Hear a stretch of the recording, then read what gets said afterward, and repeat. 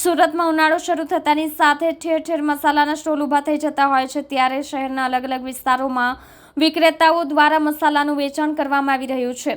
ગૃહિણીઓ દ્વારા આખા વર્ષના મસાલા ભરવા માટે ખરીદી કરવામાં આવતી હોય છે, ત્યારે આ મસાલાઓમાં ભેળસેળ થાય છે કે કેમ તે અંગેની તપાસ પાલિકાના આરોગ્ય તંત્રએ હાથ ધરી છે.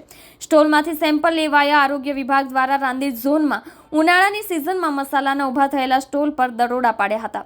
આરોગ્ય વિભાગે મરી મસાલાના વેચાણ કરતા વિક્રેતાઓને ત્યાંથી સેમ્પલ લીધા હતા.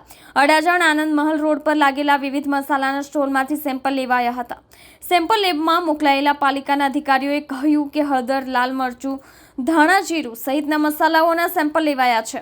મહત્વનું છે કે લાલ મરચું ભેળસેળ થવાતું અથવા તો નકલી આવતું હોવાનું સામે આવ્યું છે.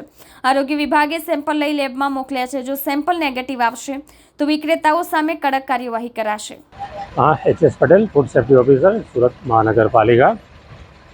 હાલમાં રાંદેર ઝોનમાં આનંદમહેલ રોડ ઉપર જલા મસાલા નામની મતલબમાં મરી મસાલાનું વેચાણ થાય છે.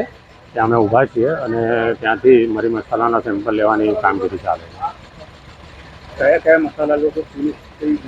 હાલમાં અમે હળદર પાવડર છે, મરચાં પાવડર છે, ધાણા પાવડર છે, એના સેમ્પલ લઈએ છીએ અને એ મુજબની કામગીરી સુરત કોર્પોરેશનના દરેક ઝોનોમાં સેમ્પલ લેવાની કામગીરી ચાલે છે.